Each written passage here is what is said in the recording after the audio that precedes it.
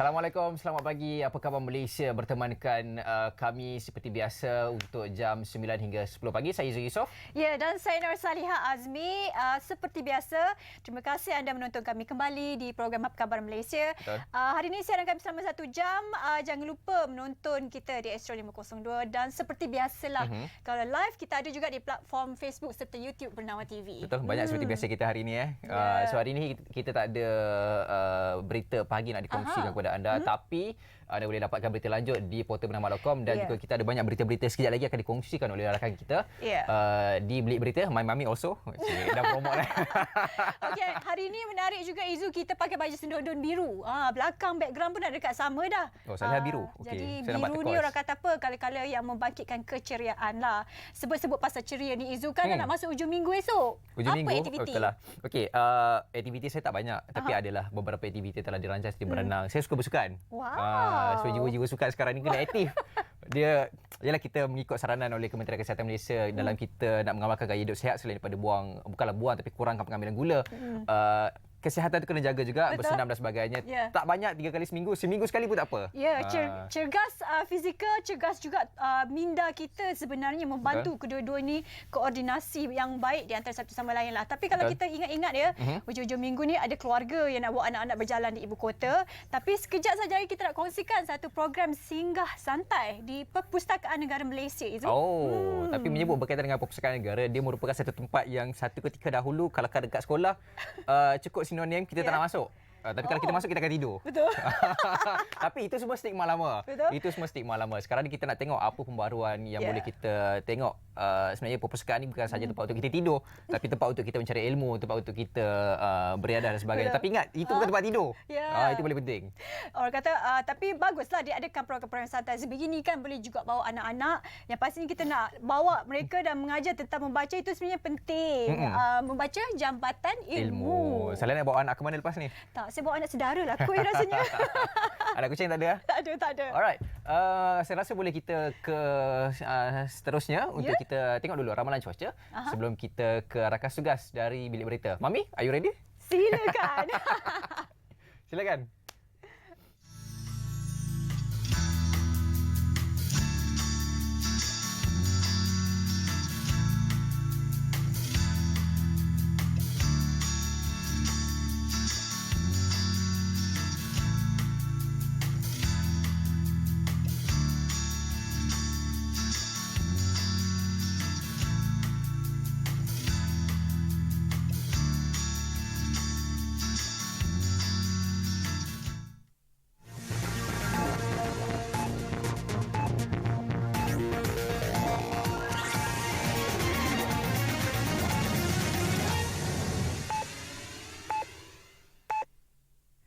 Assalamualaikum dan salam Malaysia Madani, bersama saya Nurni Samsila Osman langsung dari Bilik Berita untuk waktu ini. Baik, kita teruskan dengan laporan utama berita.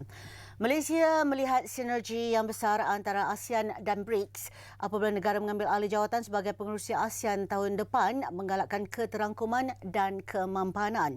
Menteri Ekonomi Rafizi Ramli berkata, Malaysia berhasrat untuk memperlihat kepimpinan serantau negara dalam semikonduktor, peralihan tenaga dan kewangan Islam. Indeed, Malaysia's application to BRICS is centered on building economic partnerships, strengthening trade ties, and expanding our growth potentials. Excellencies, whether it is ASEAN or BRICS, there is a commonality in our worldview that as some parts of the world turn inwards, we remain steadfast and we will continue to engage openly. Menerusi kenyataan negara oleh Malaysia pada sidang kemuncak BRICS Outreach BRICS Plus di Kazan, Rusia, Rafizi juga menegaskan Malaysia sedang merangka kedudukan baharu untuk negara ini menjalankan peranan sebagai pengerusi ASEAN pada 2025. Malaysia turut menggesa agar gencatan senjata dilakukan segera dan dikekalkan di samping membenarkan akses kemanusiaan tanpa had ke Gaza. Selain itu, Malaysia mengutuk sekeras-kerasnya serangan terhadap pasukan interim Pertubuhan Bangsa-Bangsa Bersatu di Lubnan yang mencederakan beberapa pasukan pengaman. Beliau turut menegaskan negara Global South terus terpinggir serta masih kurang diwakili dan kebangkitan dasar perlindungan menjejaskan negara kecil untuk terus maju. Sehubungan itu, penghalang kepada pembiayaan pembangunan melewatkan pembinaan infrastruktur penting dan hutang global yang semakin meningkat telah menjadi halangan kepada pertumbuhan. Bagi Malaysia, BRICS bukan sekadar memerangi kekangan ini, malah adalah penyelesaiannya. Dengan menggalakkan integrasi ekonomi yang lebih besar, negara membangun akan memiliki lebih banyak peluang dalam pelaburan infrastruktur, pemindahan teknologi dan pembinaan kapasiti. Malaysia diiktiraf sebagai satu daripada 13 negara yang disenaraikan secara rasmi dalam BRICS. Kementerian Perdagangan Dalam Negeri dan Kos Sara Hidup akan bekerjasama dengan anak syarikat Institut Piawaian dan Penyelidikan SIRIM iaitu SIRIM QAS Sdn Bhd bagi memastikan pengeluaran peranti rokok elektronik memenuhi standard Malaysia.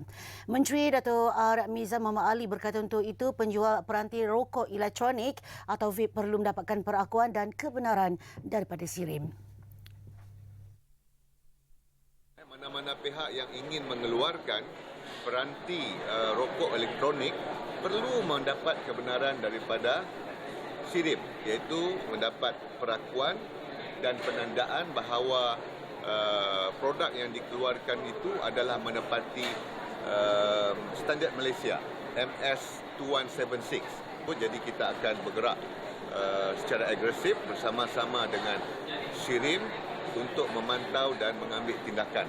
Beliau mengingatkan pihak yang menjual peranti tersebut secara haram akan dikenakan tindakan berdasarkan kerangka perundangan di bawah Akta Perihal Dagangan 2011 dan Perintah Penerangan Perdagangan, Sijil dan Pelabelan Rokok Elektronik 2022. Beliau turut mengingatkan mana-mana pihak menyamarkan peranti rokok elektronik seperti krayon dan pen untuk menarik remaja membeli vape juga bakal berdepan tindakan tegas undang-undang. Wanita didenda RM7,000 oleh Mahkamah Session Sepang selepas mengaku bersalah atas pertuduhan memulakan penghantaran komunikasi jelik melibatkan seorang kanak-kanak lelaki melalui media sosial Mei lalu.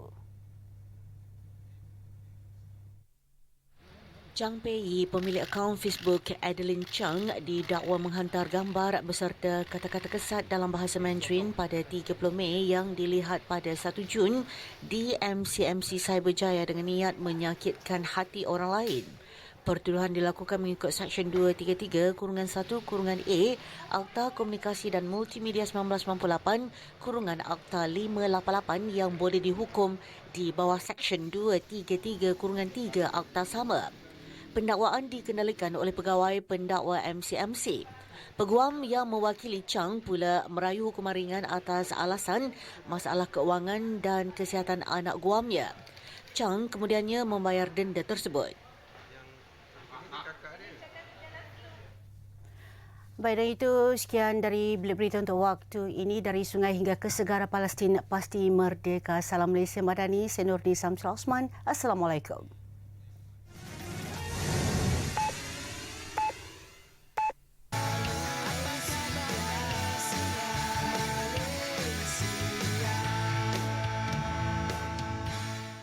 Baiklah, belia sebenarnya merupakan satu aset penting juga kepada negara Malaysia. Dan pastinya banyak program-program dan juga agenda yang digerakkan dalam membantu meningkatkan ekonomi dalam golongan ini. Betul. Dan hari ini kita nak membawakan sesuatu yang cukup istimewa berkenaan tentang Youth Economic Forum yang kabarnya juga diadakan pada tahun-tahun yang sebelumnya. Tapi kali ini kita akan bercakap tentang program Youth Economy untuk tahun 2024. Jadi terus saja kita nak kenalkan tetamu di studio Okey, kita nak cakap lebih lanjut berkaitan dengan belia sebagai nakoda ekonomi negara. Kita ada yang paling rapat dengan Salihah di sebelah kiri, iaitu selaku Presiden Persatuan Alumni Fellow Perdana Malaysia, Cik Said Muhammad Arif. Apa khabar Cik Said? Alhamdulillah, terima kasih. Terima kasih atas jemputan. Sama-sama. Di sebelah hujungnya selaku penasihat Forum Ekonomi Belia 2024 iaitu Encik Muhammad Afiq. Apa khabar Cik Afiq? Dua sehingga hari ini Salihah seorang yang bunga. Habis dah. Saya kat tengah-tengah bunga. Okey, pertama sekali sebelum kita menyebut berkaitan dengan Youth Economic Forum 2024 yang akan dianjurkan tidak lama lagi, kita tahu anak muda ini merupakan satu generasi yang untuk kita ketengahkan yang akan menjadi pelapis kepada pembangunan negara dan juga mewarisi apa yang sepatutnya diwarisi dalam menuju hala tuju dasar yang dibuat untuk sebuah negara itu. Okey. Kita nak tahu sikit berkaitan dengan YEF 2024 ni. Dengan tajuk kita hari ini, belia sebagai nakoda ekonomi negara. Apa sebenarnya peranan program ini dalam mengangkat martabat belia-belia khususnya merancakkan ekonomi di negara kita? Dari segi bagaimana persatuan ataupun program ini dapat menjadi nakoda. Persatuan kami ini ada objektifnya, iaitu adalah untuk nurture future leaders, untuk meramaikan lebih pelbagai pemimpin. So antara inisiatif kami adalah melalui program ini. Dan satu kelainan tahun ini apa yang kami buat adalah untuk bekerjasama dengan persatuan belia yang lain. Contohnya Majlis Belia Malaysia dan juga Majlis Perundingan Pelajar Kebangsaan. Iaitu ketua-ketua di apa kita panggil di sektor masing-masing lah. Satu di peringkat belia dan satu di peringkat pelajar. Di samping itu kita juga bekerjasama dengan badan seperti Khazanah Research Institute untuk mengadakan satu round table perbincangan bersama Menteri Pendidikan Tinggi sebelum ini untuk kita panggil kumpulkan resolusi idea-idea belia daripada golongan-golongan yang saya sebut tadi dan mencadangkan polisi ini kepada kerajaan. So itu antara salah satu peranan dan juga kelainan yang dibuat pada tahun ini. Dan kita mengharapkan dengan partisipasi golongan belia pada hari esok 26 bulan di program kami ingin mengumpulkan lagi ramai input-input dan juga cadangan-cadangan daripada belia di program tersebut. Jadi kita nak jadikan ini sebagai satu wadah untuk golongan belia sebagai platform untuk mereka memberitahu kerajaan apa yang mereka mahu untuk negara. Mengadakan forum itu adalah satu perkara juga, tapi yang pastinya keberkesanan juga selepas forum itu diadakan. Jadi bagaimana anda melihat forum ini, setiap pandangan dan juga kata-kata yang dibawakan dalam forum ini boleh dibawakan juga kepada dasar negara dan digunakan satu masa nanti. Mungkin Muhammad? Ya, mungkin saya boleh tambah apa yang Encik Said cakap tadi. Idea Youth Economic Forum dimulakan pada tahun 2016. Sudah 8 tahun dan tahun ini adalah tahun ke-8. It started from just an idea. Idea sahaja di mana Persatuan Fellow Alumni ingin membina satu platform seperti World Economic Forum. So we want it to be the Davos for young Malaysian essentially. So sepanjang 8 tahun, YEF tahun ini merupakan forum ekonomi belia yang terbesar di Malaysia. Kita akan expect lebih daripada 1,000 delegates merentasi pelbagai segmen belia, dari students in high school kepada mahasiswa, kepada young professional dan juga mid career level. Untuk menjawab soalan tadi, bagaimana ia dapat actually nudge some policy measure dekat government. Untuk tahun ini juga, untuk pertama kalinya kita membina salah satu juga sub-platform di mana kita membuat a round table discussion bersama dengan wakil-wakil association lain seperti Majlis Belia Malaysia, Majlis Perundingan Pelajar Kebangsaan, Khazanah Research, Tele University dan sebagainya, di mana semua persatuan ini di dalam satu platform membina 5 resolusi yang kita ingin memberi kepada kerajaan Malaysia berdasarkan ekonomi dan paradigm ekonomi baru yang government introduce kepada negara semenjak peralihan kerajaan. Kita telah mengadakan sesi round table discussion dengan Menteri Pengajian Tinggi Datuk Seri Dr. Zamri, di mana kita share our preliminary observation dan resolution kepada menteri, dan kita telah consolidate segala feedback daripada pelbagai association dan juga menteri, di mana kita akan bentangkan keesokan hari. Apa mungkin boleh kongsi dengan sikit apa antara 5 resolusi yang mungkin akan dibentangkan nanti? Sebab kita tahu dalam resolusi yang akan dibentangkan tu tak 5, at least kurang-kurangnya 1 paling minimum mungkin akan dibawa ke pihak kementerian untuk dibincangkan dalam kabinet menteri, seterusnya diimplementasi dalam pembangunan belia. Apa antara 5 resolusi itu? Antaranya hint sikit.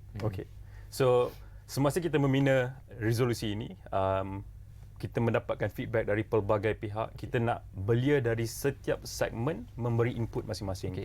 Kita nak belia dari segi belia yang berada di sekolah menengah, di universiti, young professionals dan juga mid career belia essentially. So itulah di mana Encik Said mention, kita bekerjasama dengan majlis belia dan lain-lain untuk supaya kita dapat membina resolusi yang lebih inklusif. So salah satu resolusi yang kita nak cadangkan kepada kerajaan adalah berdasarkan challenges yang kita nampak. Last year or early this year, apa yang kita nampak adalah if you look at the statistics, statistics SPM students yang telah habis belajar SPM, statistics menunjukkan 55% tidak mahu meneruskan pelajaran ke universiti, namun mahu ke arah lain, ke arah entrepreneurships. Dan kita bimbang kerana government telah introduce NIMP, New National Master Plan 2030, National Energy Transition Roadmap, di mana dua roadmaps ini, if it can be operationalized, dia akan redefine our economic landscape for Malaysia going forward. And belia merupakan the main catalyst to drive this economic engine in the future. Apa yang kita cadangkan supaya kita dapat tackle that problem, 75% tu adalah membina dan leverage on the power of AI untuk memberi counselling career kepada post SPM leavers. Saya baru je habis sesi career talk bersama sekolah menengah di Putrajaya semalam, dan saya juga dapat merasakan bahawa mereka masih lost dari segi career path selepas SPM. So di mana kerajaan telah menunjukkan effort kerajaan di dalam dunia AI, artificial intelligence, why not we embed that AI dalam satu platform di mana pelajar-pelajar ini dapat melihat apakah career path mereka selepas SPM. Dengan harapan kita mahu that statistik 70% akan berkurang going forward essentially. Kalau tak salah saya, dalam belanjawan 2025 ada juga ditekankan peruntukan untuk kita wujudkan kampus AI di universiti-universiti ataupun IPTA awam. Ada setiap universiti itu ada penghususannya, saya dah baca, tapi itu nanti kita akan kupas lebih lanjut, tapi bukan hari ini, esok insya-Allah. Okey, berbalik pada Encik Said, YEF akan dianjurkan esok. Resolusi pun kita dengar salah satunya berkaitan dengan macam mana kita nak kurangkan gap 75% yang tak nak sambung belajar dan sebagainya. Ini untuk YEF yang akan dilaksanakan esok. Macam mana kita tengok perkara-perkara yang akan dibincangkan akan membantu mencipta peluang ekonomi yang lebih baik. Kita tahu tahun depan kita nak merancangkan lagi ekonomi AI dan sebagainya. Sebelum ni IR 4.0, digitalisasi dan sebagainya. Sekarang kita nak bergerak ke arah AI. So macam mana kita nak merancangkan lagi ekonomi belia ni? Dari segi forum ekonomi belia ni, pada setiap tahun kita menukar tema. Tema ni kita mengikut masalah ataupun situasi yang kita satu negara melalui. Contohnya pada tahun ini kita mendapat pelbagai influx pelaburan di dalam digital economy dan juga green economy. Maka dengan apa yang sedang berlaku di negara kita, kita mencadangkan satu tema yang ingin menyentuh sektor-sektor utama.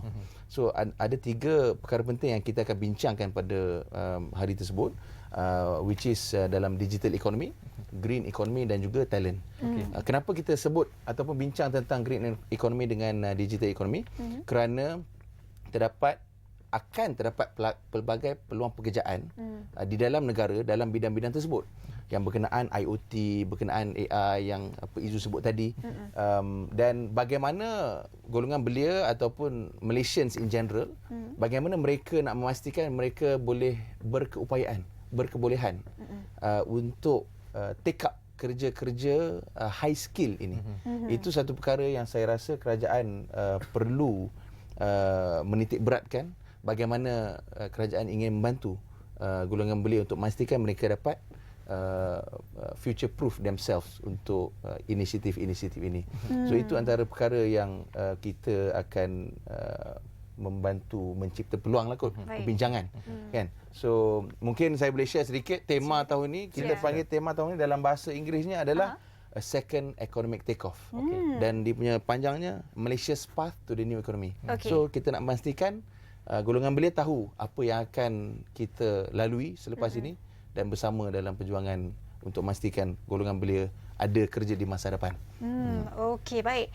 Untuk Youth Economy Forum 2024 ni juga, mungkin kita tahu ada kehadiran pihak kerajaan dan juga pihak swasta. Jadi ianya menggabungkan juga perbincangan di antara belia dan pihak-pihak yang terlibat ini. Jadi bagaimana anda melihat sinergi dan juga manfaat supaya suara belia ini lebih didengari dan apa yang ingin dilakukan itu dapat dilakukan dengan lebih baik?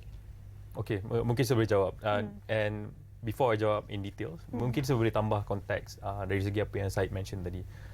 Kalau kita tengok the theme untuk tahun ni adalah second economic take-off ataupun dalam bahasanya adalah lonjakan ekonomi kedua Malaysia.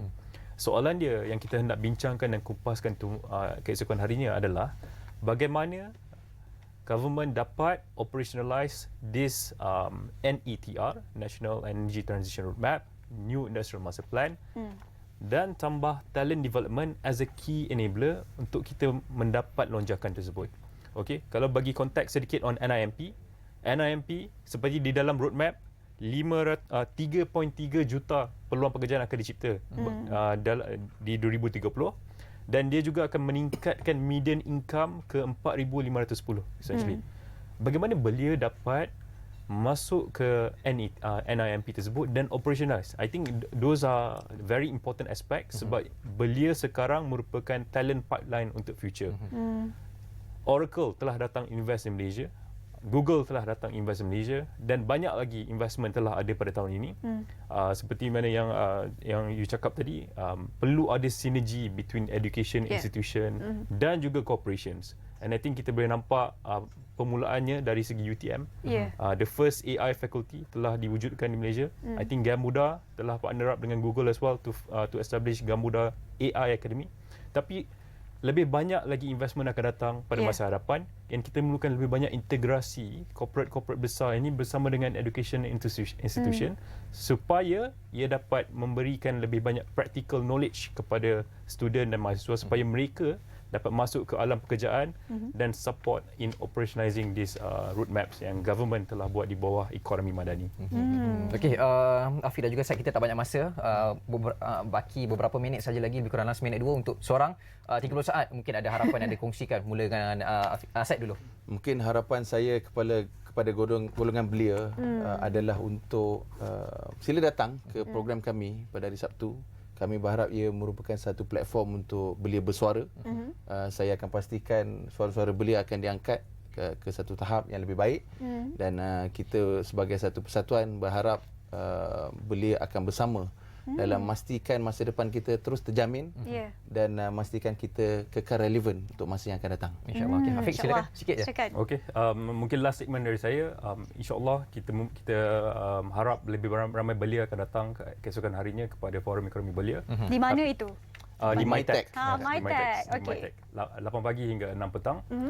Dan juga harapan saya dan Said kepada pihak para belia di luar sana sentiasa continuously improve in terms of education, skill supaya belia sekarang akan lebih relevan kepada dunia ekonomi seterusnya di dalam Malaysia ini. Merelevankan belia itu yang paling penting kerana kita tahu belia ini pemangkin kepada pembangunan dan juga hala tuju negara yang dah dirancang. Betul, belia lagi juga InsyaAllah. Kita semua masih belia. Kita semua masih belia. Betul. Masih lagi insyaAllah. Apa pun terima kasih kita ucapkan pada Syed Muhammad Arif dan juga Muhammad Afiq atas perkongsian dan esok Youth Economic Forum akan diluncurkan tak silap saya oleh Perdana Menteri. Tidak, esok dengan Tengku Zafrul, YB Tengku Zafrul diluncurkan oleh beliau. Yang pastinya Youth Economic Forum 2024 akan dihadirkan di MyTech. Semoga ramai-ramai boleh juga tengok apa perkongsian dan manfaat yang akan dibawakan untuk program ini. Kita nak berehat sebentar. Ambil nafas dahulu. Kembali selepas ini. Cari belia dulu.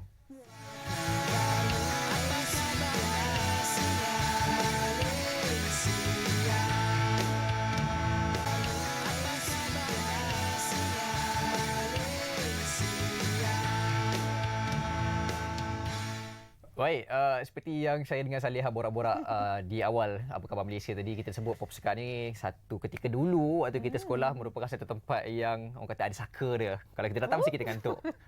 Kalau dalam kita nak lari dari kelas tu, lari dari cikgu, perpustakaan. Tapi sebenarnya perpustakaan ni bukan satu tempat yang untuk kita tidur semata-mata untuk mencari ilham, tetapi juga dia tempat untuk kita mencari ilmu-ilmu lama, arkaf-arkaf lama yang tak ada dekat tempat lain tapi ada dekat perpustakaan. Hari ini kita bawakan perpustakaan untuk anda.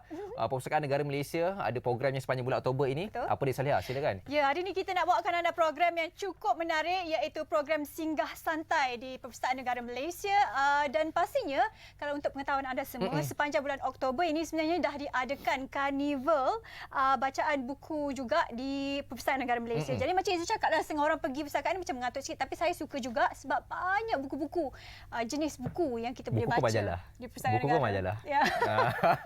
Okey, maksudnya kita nak terus saja perkenalkan tetamu kita di studio, iaitu Encik Ali Rashid, Pengarah Cawangan Perpustakaan dan Komuniti Perpustakaan Negara Malaysia.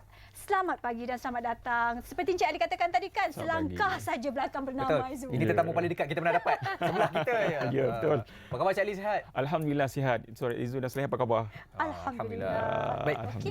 Encik Ali, program kita itu program PNM, program sihat santai dengan hashtagnya relaxlah dulu. Relaxlah dulu. Itu yang paling penting. Okey, first kali saya nak tahu, kenapa menggunakan hashtag relaxlah dulu? Ya. Konsep kita sekarang ni kalau kita lihat bila datang ke Perpustakaan Negara Malaysia, kita kena senyap. Betul. Sekarang ni kita nak kita nak lebih santai dan lebih enjoy kepada kita punya pengguna-pengguna, dan pastinya program-program inilah yang kita adakan untuk menarik mereka datang ke perpustakaan agar mereka rasa lebih relax, lebih ceria dan lebih berinformasi dengan program-program santai ini, mudah dihibur ni. Jadi dia konsep perpustakaan dulu dan sekarang mungkin Dah berbeza. lain Berbeza. Sangat Kalau datang ke berbeza. perpustakaan dah boleh bising-bising sikit lah. Boleh. Jadi konsep itu akan mengembangkan lagi minda dan interaksi sosial kepada pengguna-pengguna kita. Okey, mungkin kita nak terus kongsikan je saja berkenaan tentang program singgah santai ni. Okey, untuk makluman semua, program Singgah Santai PNM ini merupakan satu program signature Perpustakaan Negara Malaysia yang dulunya dikenali sebagai Kabut Sale yang kita adakan berskala kecil sebelum tahun 2017. Tapi program Singgah Santai PNM ini mula dijenamakan semula dengan program Singgah Santai PNM dengan tanda pagar relaxlah dulu yang kita laksanakan bermula 2017 dengan sasaran setiap kali kita program 3,000 dan sehingga penganjuran ke-16 kita telah mengukur lebih 78,000 pengunjung di Perpustakaan Negara Malaysia sepanjang penganjurannya.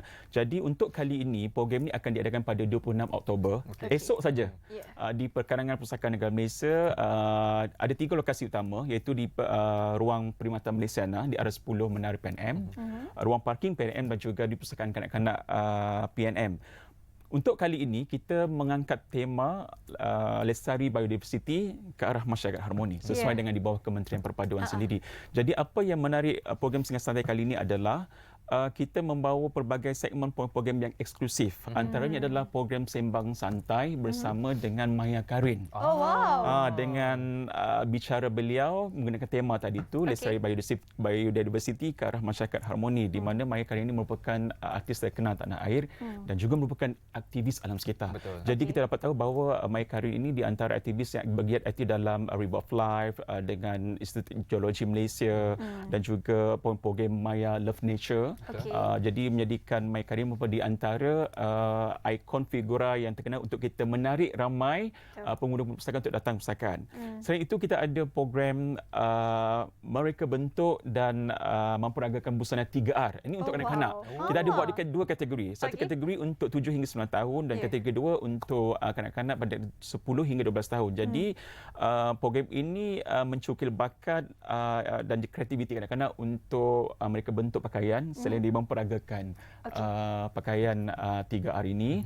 Dan juga kita ada program Bintang Biodiversity. Ini untuk konsep nyanyian. Jadi lagu-lagu yang disampaikan nanti adalah lagu-lagu yang berkonsepkan alam sekitar, kedamaian, cintakan alam dan sebagainya. Untuk kanak-kanak juga tu bagaimana? Ini untuk kategori kanak-kanak kategori kedua 10 hingga 12 tahun.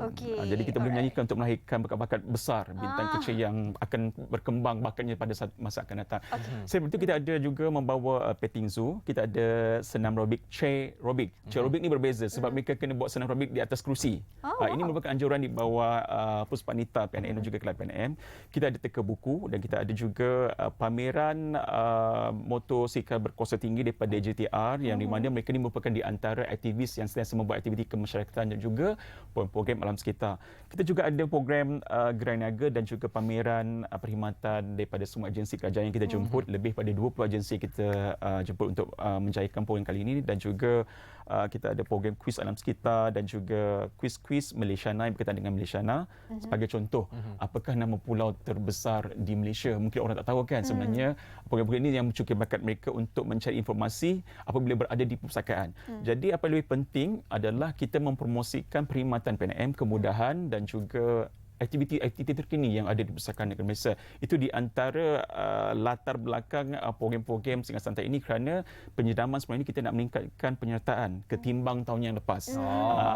Ketimbang daripada program kabut sel yang kecil, tapi kita buat berskala sederhana untuk menarik lebih ramai pengunjung dan juga aktiviti yang lebih segar, bugar dan malar segar. Itu dia Singgah Santai. Saya macam dengar belajar awak dah tadi. Betul. Okey, Cik Ali, kita nak tahu juga pengajaran objektif sudah pastinya setiap tahun berbeza-beza. Mungkin ada keunikan yang dibawa dalam program Singgah Santai Relax Dulu di bawah PNM. Program Singgah Santai ini antara lain adalah untuk kita mendekatkan masyarakat kepada perpustakaan. Seperti mana saya nyatakan tadi, untuk mereka menghayati dan juga mendapatkan bahan-bahan bacaan baik fizikal dan digital, dan juga mengetahui kebudayaan dan juga aktiviti yang dilaksanakan di Pustakaan Negara Malaysia. Selain itu, kita juga menjadikan program ini salah satu di antara program mendekatkan masyarakat dan juga menjadi tapak integrasi perpaduan. Sebab Pustakaan Negara Malaysia di bawah Kementerian Perpaduan, jadi kita ingin menjadikan bahawa perpustakaan ini sebagai tapak perpaduan Malaysia Madani kita. Sebab semua bangsa, agama dan juga budaya berkumpul di perpustakaan tanpa mengira kaum dan sebagainya. Tapi kita memberikan keadilan dalam menyampaikan maklumat kepada masyarakat. Dan antara lain juga kita cuba mempromosikan segala bahan-bahan yang kita ada dan juga menampilkan tema-tema alam sekitar ini supaya kita ada didik hibur di situ, santai hibur mengenai penjagaan dan kesedaran alam sekitar. Itu di antara yang kita laksanakan program Singgah Santai ini. Santai-santai aje. Tak perlu stres. #relax lah dulu. Ni kalau ada kopi lagi best ni. Ya, betul. Okey, selain program Singgah Santai ini jugalah selepas ataupun di luar program ini, apa lagi program-program ataupun inisiatif yang diadakan oleh Pustakaan Negara Malaysia lah dalam mendekatkan lagi kita kira masyarakat dan komuniti untuk pergi ke pustakaan ini? Ya, terima kasih. Sebenarnya program Singgah Santai ini merupakan di antara program yang kita laksanakan di bawah Karnival Baca Perdana 2024 yang baru dilaksanakan pada 2024 yang lalu, dan antara lain program-program yang kita adakan untuk mendekatkan masyarakat pada pustakaan adalah di antaranya adalah perasmian Pustakaan Desa Kampung Kumbatang Kudat Sabah. Kita ada program Semarak Raya Komuniti RPR Bandar Baru Semariang. Jom baca bersama 10 minit. Kita ada program Kembara Ilmu, program Semarak Perpaduan bersama dengan orang asli di Sungai Odak Tapa. Kita ada program Dariku Untukmu dan juga pelancaran bank buku. Kita ada program Semarak Jawi 2024. Kita ada persidangan antarabangsa manuskrip Melayu. Kita ada Karnival Baca Perdana Kalam Karawan yang baru saja selesai semalam bersama dengan yang Bapak Datuk Zuni Hassan, sastrawan negara kita. Dan juga kita ada program Teknologi Top Convergence dan juga Sanggar Puisi 2024 yang akan diadakan di Sri Pacific Hotel. Ini merupakan di antara rangkuman program-program yang akan dilaksanakan di Pustakaan Negara Malaysia, dan pastinya program Singgah Santai di antara elemen yang menyuntik baca perdana ini sebagai satu program yang menarik masyarakat kita untuk membaca, di mana bangsa membaca, bangsa berjaya. Betul. Dan untuk makluman semua bahawa sejak program-program kita laksanakan sejak tahun 2023 sehingga Ogos 2024, seramai lebih 3.748 juta pengunjung dan penyertaan daripada program yang kita laksanakan daripada 2,838 program. Jadi baca perdana ini merupakan satu program yang sangat besar, dan elemen itulah Singgah Santai Relax lah dulu. Ini boleh betul. Okey. Kalau saya baca dekat sini ada satu program rutin secara dalam talian yang diadakan secara berkala oleh PNM sendiri, iaitu ada program Uji Jawi. Uji Jawi. Tulisan Jawi ni satu tulisan yang kita tak boleh lupa lah, sebab dia merupakan identiti bangsa Melayu satu ketika dahulu sebelum kita tukar ke tulisan Rumi. Mungkin boleh kongsikan Uji Jawi ni inisiatifnya. Okey, program Uji Jawi ini salah satu di antara program utama perpustakaan di bawah program Semarak Jawi.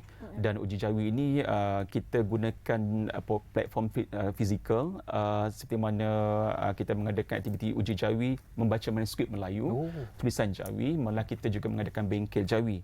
Dan Uji Jawi ini kita bukan saja mengadakan di dalam platform fizikal, tapi kita ada juga dalam bentuk media sosial di Facebook kita, Instagram, kita punya TikTok dan sebagainya. Di antara UJKG membaca tulisan Jawi dan juga menulis tulisan Jawi, dan itu di antara elemen untuk kita menyemarakkan budaya, cintakan tulisan Jawi, di mana itu sebenarnya identiti Melayu kita. Betul. Jawi. Betul. Ya, jadi itulah di antara kita nak semarakkan supaya tidak pun dari hilang zaman, kekal, segar, malar segar, dan membugarkan tulisan Jawi itu pada generasi muda.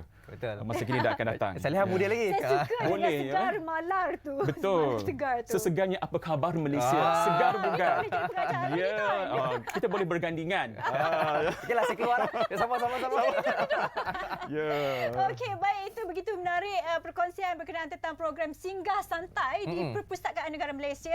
Kalau dengan bernama ni sebelah kita sahaja. Jadi dengan itu kita ucapkan terima kasih kepada Tuan Ali Rashid, Pengarah Cawangan Perpustakaan dan Komuniti Perpustakaan Negara Malaysia. Begitu meriah sporting tu hari ni. Ya. Yang penting relax dulu. Yeah. Itu yang paling Santai. penting. Santai. Apa pun terima kasih sekali lagi Encik Ali, dan kita nak berehat seketika. Sedikit perbincangan kita nak bercakap berkaitan dengan kebajikan dan pendidikan golongan autistik selaras dengan Belanjawan 2025. Jangan ke mana-mana. Kembali selepas ini.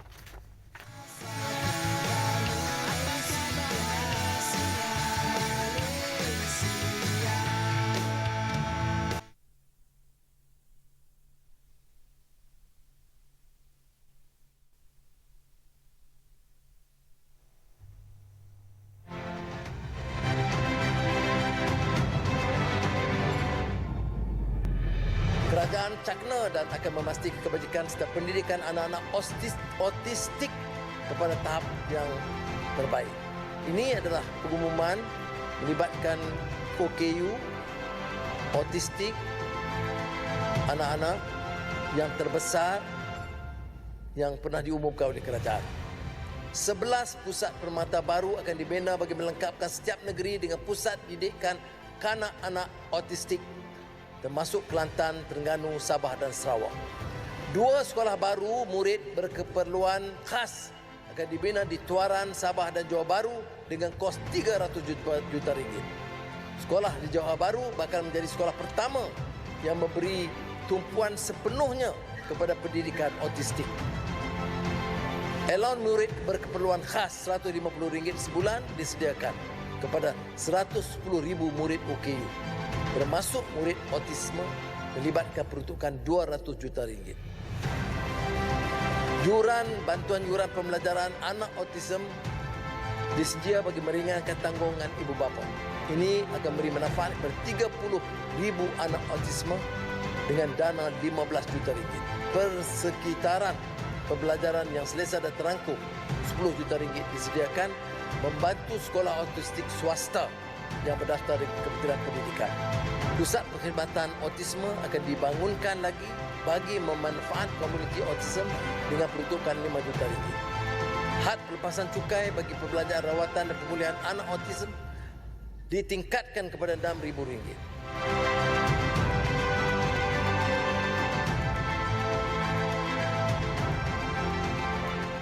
Baik, itu dia. Minggu lepas pada 18 Oktober kita dah mendengar ucapan ataupun pembentangan Belanjawan 2025 oleh Yang Berhormat Perdana Menteri Datuk Seri Anwar Ibrahim yang juga Menteri Kewangan. Baik, kita nak bercakap lebih lanjut berkaitan dengan merealisasikan Belanjawan 2025. Fokus kita pada hari ini kebajikan dan pendidikan golongan autistik yang sering kali dipandang sebelah mata, namun ada kebajikan yang perlu kita jaga. Baik, kita nak cakap lebih lanjut. Kita ada tetamu di studio. Saleha, silakan. Ya, dan hari ini kita nak terus lagi berkongsi berkenaan tentang kebajikan dan pendidikan golongan autistik. Kita ucapkan selamat datang kepada Beatrice Leong, aktivis dan juga pengasas AIDA, iaitu Persatuan Kesejahteraan Autisme. Selamat pagi dan selamat datang ke studio Apa Khabar Malaysia. Mungkin di permulaan ini kita nak mintakan pandangan anda mengenai pengumuman tentang pembinaan 11 pusat permata baharu untuk anak-anak autistik. Pastinya yang disebutkan dalam Belanjawan 2025. So saya pakai dua hat lah sebagai seorang OKU autistik dan juga sebagai sebahagian daripada ahli gender budget group. So ini adalah satu yang kita dah lobbykan beberapa tahun. So hala tuju dengan pengiktirafan ini memang kami alu-alukan sebab pertama kali dalam Belanjawan kita mendapat 7 perkara yang khusus untuk autisme. So maknanya kerajaan mengambil berat telah mainstreamkan sokongan untuk autisme. So dia memang satu yang inisiatif yang baik. Dan yang paling penting sekali, sekarang mereka ada peluang untuk memperluaskan sokongan yang diberi sebab status quo sekarang ni pusat permata kunia yang khusus untuk autism hanya ada di Klang Valley. Betul. So ini adalah, I think it's Christmas present. Oh. Sebelum menuju hujung tahun. Tahun depan early year punya present pula. Okey. Beatrice, kita nak tahu juga mungkin pengalaman Beatrice boleh kongsikan dengan kita. Tadi Beatrice ada kongsi Beatrice late diagnosed untuk masalah autism, tapi itu cerita nombor 2. Tapi cerita pertama kita nak fokus adalah anak-anak yang seawal usia ini dihantar ke pusat pemata ini untuk langkah intervensi autism dan sebagainya. Apa cabaran utama kanak-kanak autism ni dalam kehidupan seharian mereka, khususnya bidang pendidikan? Peluang untuk mendapat pendidikan sebab rejection rate sangat-sangat tinggi sebab sekolah-sekolah alusan perdana kita tidak mencukupi pendidikan pendidik yang tahu macam mana nak menangani dan juga cara-cara untuk membuat inclusive education. So pusat pemata kurnia dia macam pusat transisi. Dia bukan sekolah tau. Dia macam early intervention support. Dan saya sebenarnya tak suka perkataan intervensi. Sebab bila kita kata intervensi, maksudnya kita nak pulihkan anak-anak autistik. Sebenarnya autism ni dia bukan penyakit, dia bukan disease. Saya kalau sebagai seorang kanak-kanak autistik, dia akan membesar sebagai seorang dewasa autistik juga. Tetapi dia memerlukan sokongan awal. Sokongan awal so dia boleh mengharungi cabaran sosial, mengharungi cabaran persekitaran yang tidak sesuai dengan cara mereka, sensory respon mereka yang berlainan. Kalau Beatrice rasa kalau penggunaan perkataan intervensi itu mungkin kurang sesuai, apa agak-agak istilah yang boleh kita gunakan supaya menjaga sensitivity golongan autism? Yang lebih dignify, kita selalu guna sokongan. Sebab kalau kita menyokong seseorang, dia akan kita akan naikkan dia kepada satu paras di mana mereka boleh menyerap pendidikan. Sebab kalau dia selalu nak pergi sekolah pun dah stres, dengan loceng sekolah pun stres. Saya stres loceng sekolah. Selalu ada kelas, saya duduk dekat tandas. You know, so saya tak dapat participate. So kalau kita dapat memberikan peluang, memberikan mereka tools untuk menghadapi cabaran seperti ini untuk pergi sekolah, dia akan dapat pendidikan. So dia tak akan ketinggalan. Kita kena close the gap. So that's why dengan pusat pemata kurnia ni, dia adalah pusat intervensi, pusat transisi dan sokongan yang sangat-sangat penting. Jadi apa lagi tadi Beatrice sudah menyebutkan tentang bentuk-bentuk sokongan yang boleh diberikan. Jadi apa lagi sebenarnya bentuk-bentuk sokongan dan pertolongan yang diperlukan untuk golongan autistik ini? Pada pendapat saya, and this is personal sebab saya juga menghadapi masalah ini. Bila saya cemas, bila saya ada anxiety, saya tidak bercakap. So saya akan lose speech. Kita panggil kondisi selective mutism. Tetapi bagi golongan autistik, up to 30% tidak akan mencapai pertuturan. Tapi sebenarnya kalau tiada pertuturan, tak bermaksud dia tak boleh belajar atau dia tak ada daya IQ.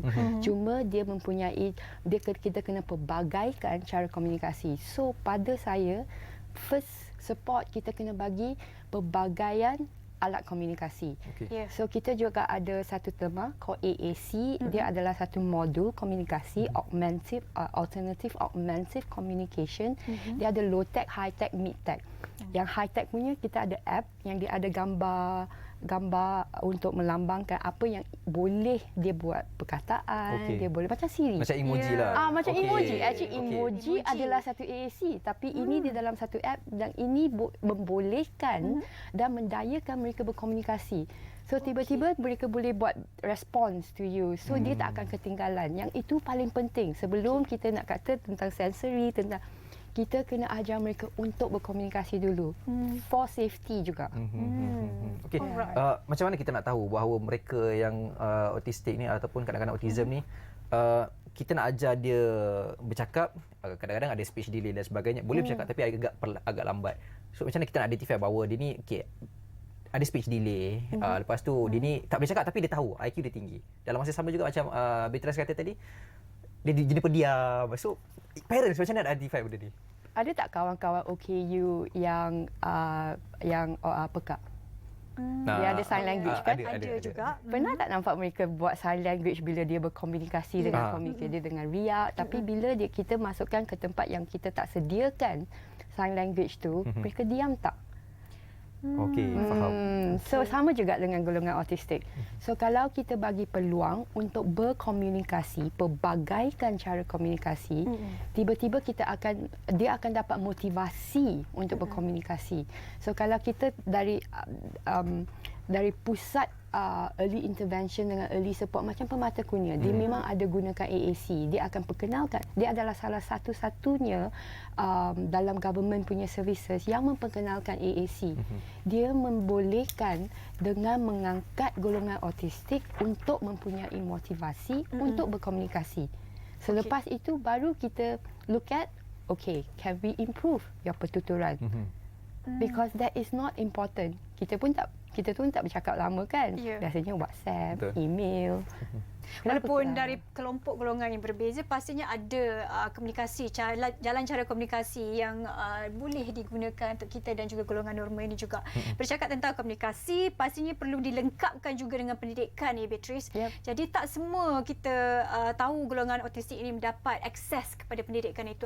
Jadi sebenarnya apa lagi yang diperlukan untuk lebih ramai golongan autistik ini dapatkan akses untuk pendidikan dalam menjamin masa hadapan mereka terutamanya? So salah satu dari budget yang dia announcekan, dia ada sediakan dia ada peruntukan 10 million untuk sekolah swasta, sekolah autistik swasta. Ini adalah sangat penting sebab ini mengiktirafkan bahawa environment yang akan membentuk sama ada anak-anak autistik ini dapat mempunyai satu inclusive education punya environment. So itu bermaksudnya bagaimana kita nak membolehkan mereka mendapat pendidikan yang holistik. We fix the environment.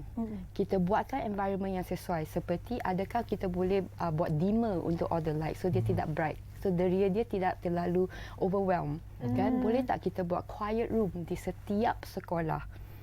So tak perlunya kita kena pergi sekolah PPKI. So mereka yang boleh masuk ke arus perdana, kalau sekolah ada boleh sediakan satu calm room, quiet room, mereka juga boleh mempunyai time out. So tak perlulah macam saya nak pergi tandas.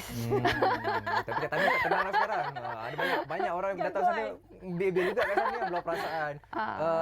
Mitra, kita nak tahu apabila anak-anak autism ni dihantar ke sekolah aliran perdana ataupun sekolah biasa, parents diberikan satu allowance khas, kalau tak silap saya. Yang menjadi kebimbangan saya adalah apabila diumumkan peruntukan dalam belanjawan, ada sedikit penambahan kat situ. Takut kebimbangan saya, yang suara yang banyak cerita-cerita saya dengar dekat luar tu, kata parents menghantar anak-anak mereka ke sekolah dengan alasan untuk mendapat allowance semata-mata ataupun bantuan anak-anak tu. Kemudian anak-anak tu hantar sekolah sekejap, lepas tu dah tak hantar lagi sekolah. So macam mana kita nak atasi perkara ni? First support adalah parents, tapi parents pun macam duit free, siapa tak nak? Betul. Tetapi kita kena lihat from the family side juga. Sebenarnya duit support ni memang untuk anak-anak. Tetapi kalau parents dalam mental health yang tidak elok, kalau parents yang tertekan, boleh tak anak-anak pergi sekolah? So sepatutnya dalam peruntukan ni, ini adalah I think yang di-announcekan dia meneruskan tu, dia dapat allowance yang sama. Saya sebenarnya sarankan memperluaskan apa yang di-coverkan dalam allowance ini. Boleh tak parents gunakan untuk menjaga kesihatan mental mereka yang mempunyai anak-anak OKU, bukan saja autistik. So ini dapat, dia akan, then they can benefit untuk mendapatkan duit itu untuk anak-anak. Dan bila anak-anak drop out from school, sebenarnya itu adalah masalah sekolah tidak mempunyai acceptance for autism. Dia tidak mengequipkan dengan training dan juga pendidik-pendidik yang cakna autisme dan cara memperbagaikan komunikasi. So that's why they drop out. So saya rasa itu adalah titik pertama. But of course, you know, dunia tak sempurna. There are ada yes. Tapi itu yang penting. Itu yang penting. Sama ada sekolah betul-betul tak boleh menjadi inklusif. Boleh tak kita ada program-program lain yang kita boleh mendidik pula sekolah. Bukan saja anak-anak autism. Okey, alright, baik. Beatrice, ini kita nak menyentuh sikit berkenaan tentang Pusat Perkhidmatan Autisme. Bagaimana ianya memberikan sokongan dan juga manfaat pada golongan ini terutamanya. Ini yang telah diminta bertahun-tahun. Akhirnya dapat. Okey. satu berita gembira lah Yes, sebenarnya. yes. So, tapi gembira satu, tetapi kita juga perlu meneliti dengan monitor. Okey. Siapa yang akan buka ni? Siapa adalah ahli advisor dalam pusat perkhidmatan ini? Baik. Adakah mereka melibatkan community atau adakah value pusat perkhidmatan ini untuk rehabilitasi. Sebab yang itu adalah mainstream idea. So kita kena lihat bagaimana mereka bagaimana dia akan include community kita autistik sendiri untuk be part of this pusat perkhidmatan. Tetapi yang paling penting, yang bagus sekali sebab dia menjadi satu focal point. Okey. Sekarang bila kita Google saja autism atau kita nak dapatkan maklumat autism, berselerak banyak. Betul. Kita tak tahu yang mana betul, adakah yang TikTok ni betul ke, yang Instagram Shop ni betul ke. Tetapi dengan ada pusat perkhidmatan ni, dia ada satu focal point. Dia ada satu focal, and that's so important. So it's a good start. It's a good start. Yeah. Setelah bertahun-tahun menunggu, akhirnya inilah masa yang kita nantikan. Okey, sikit Fitrah, mungkin ada harapan secara ringkasnya, harapan untuk tahun depan. Banyak inisiatif dah diberikan dalam Belanjawan 2025, 11 buah pusat permata dah dibina dan juga pusat perkhidmatan autism pun dah dibuat, akan dibuat nanti dalam Belanjawan 2025. Harapan sedikit untuk golongan autistik. So kita dah mula dari kita banyak fokus untuk anak-anak autism dengan kanak-kanak autism. Ini adalah permulaan yang baru. So yang perlu menyahut baik adalah, sebab saya ni aktivis kan. So yang perlu menyahut baik kami dari NGO dengan aktivis kena push untuk support untuk dewasa, untuk autistik di hari tua mereka. Saya dah 40. I need support juga. Masih belia tak apa. Tapi kita at least kita ada titik permulaan. Betul. So sekarang kita kena catatkan atau menggariskan hala tuju. Life from cradle to grave support, because autism bukan penyakit yang kita nak pulihkan. Dia adalah satu kondisi neurologi di mana kita respond to the world differently. So it's lifelong support. Betul. Ya, satu kita suara daripada seorang aktivis. Terima kasih kita nak ucapkan kepada Beatrice Leong, aktivis dan juga pengasas AIDA, Persatuan Kesejahteraan Autisme. Dan seorang kata pastinya Belanjawan 2025 ini adalah satu belanjawan yang begitu holistik dan pastinya juga menjaga kebajikan dan pendidikan golongan autistik. Betul. Juga. Di peringkat kanak-kanak dah dilaksanakan hala tujunya, dan macam Beatrice kata tadi, hala tuju selepas itu dewasa dan juga golongan tua akan datang. Yes. Ke mana nasib mereka? Let's move forward. Betul. Dalam belanjawan akan datang, insya-Allah. Betul, insya-Allah. Terus. Okey. Terima kasih. Semangat. Okey. Kita jumpa lagi pada minggu depan bersama rakan tugas lain. Saya Zul Yusof. Saya Nur Saleh Azmi. Sehingga berjumpa lagi dan selamat berhujung minggu. Assalamualaikum.